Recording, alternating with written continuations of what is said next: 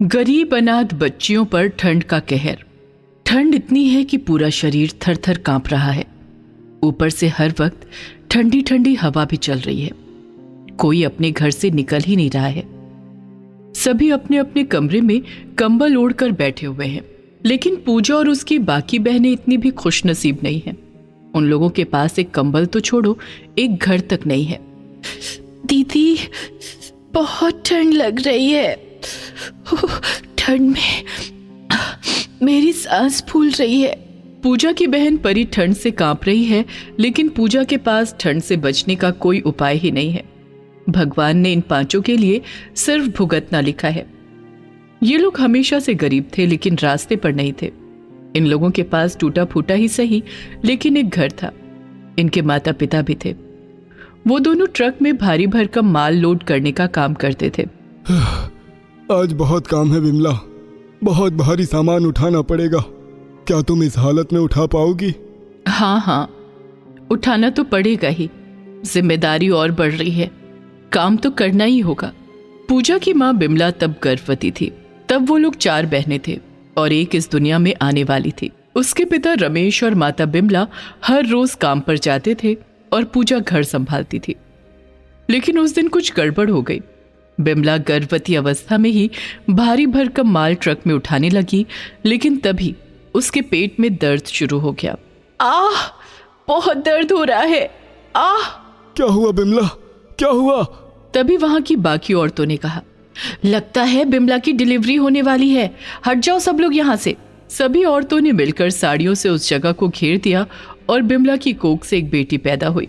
सबके चेहरे पर मुस्कान छा गई। लेकिन तभी मालिक आ गया।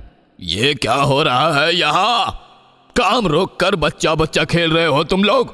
नहीं मालिक, अब मेरी बीवी पेट से थी ना, उसकी डिलीवरी हुई है। काम धंधा नहीं है, खुद के खाने का ठिकाना नहीं, एक के बाद एक बच्चा लिए जा रहे हो। ये सुनकर बिमला गुस्सा हो गई। मालिक, ये मेरी बच्ची है, बच्ची को लेकर उल्टी सीधी बातें मत करना। अच्छा, नहीं तो क्या करेगी? ये बोलकर मालिक ने उसी हालत में बिमला को मारना शुरू किया।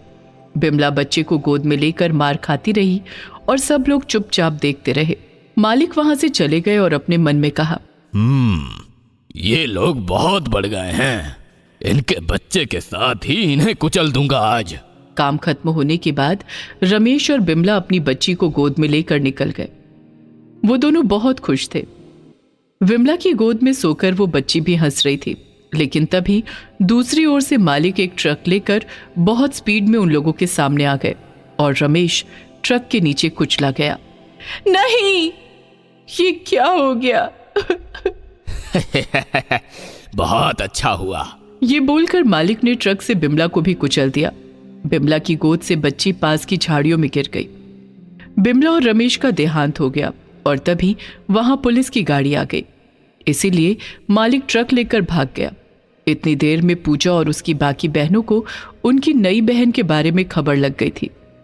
लेकिन रात होने पर भी जब बिमला और रमेश उस बच्ची को लेकर नहीं लौटे, तब पूजा चिंता में पड़ गई। माँ बापू अभी तक लौटे क्यों नहीं? पूजा की तीसरी बहन राखी ने कहा, चलो दीदी, हम जाकर देखते हैं। चारों घर छोड़कर निकल गए, लेकिन जाकर देखा कि रास्ते में दोनों मरे पड़े हैं और आसपास पुलिस खड़ी है। पूजा दौड़कर डेड बॉडी के पास गई और रोने लगी। माँ बापू, क्या हो गया?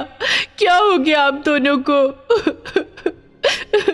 चारों बहुत रोए और फिर पूजा ने पुलिस से पूछा, पुलिस अंकल, मेरी बहन कहाँ है? मेरी माँ और बापू उसे ही लेकर आ रहे थे। बहन?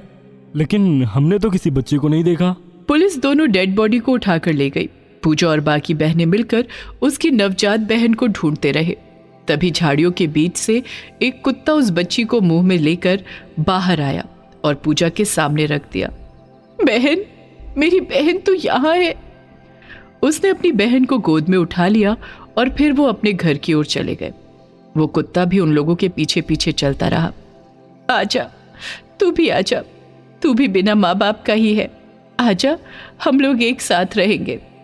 वो लोग घर के पास पहुंच गए, लेकिन वहां पहुंचकर सभी चौंक गए।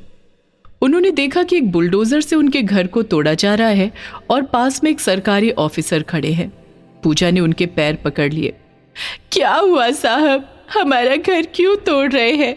यहाँ तो हम रहते हैं, अब हम कहाँ रहेंगे? वो सब मुझे क्या पता।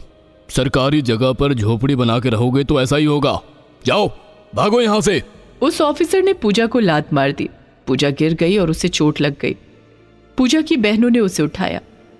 उठो दीदी, उठो, यहाँ हमारा दर्द समझने वाला कोई नहीं है। चलो हम कहीं और चलते हैं। वो लोग रास्ते पर आ गए और रहने का ठिकाना ढूंढने लगे। इतनी ठंड में न उन लोगों के पास घर रहा और न कोई ठिकाना। उनके पास अभी ठंड से बचने के लिए एक चद्दर तक नहीं है।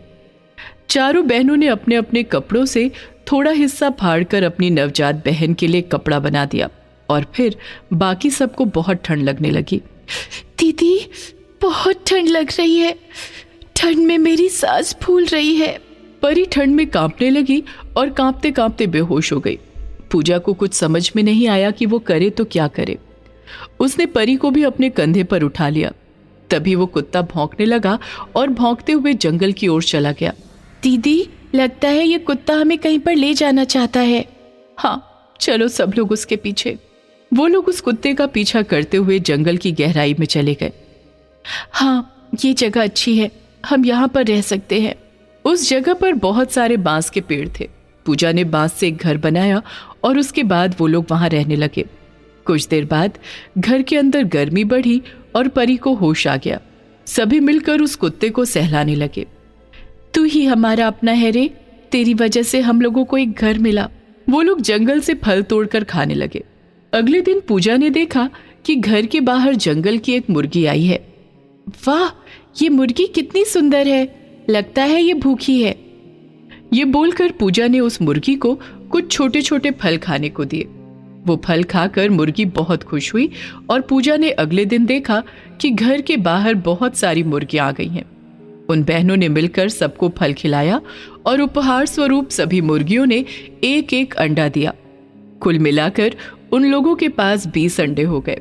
वाह, हमारे पास कितने सारे अंडे हैं। एक काम करते हैं, हम इन अंडों को बाजार में बेचते हैं। ये बोलकर पूजा ने सभी अंडों को जंगल के बाहर वाले बाजार में बेच दिया और उन पैसों से उसकी नवजात बहन के लिए दूध खरीद कर लाई।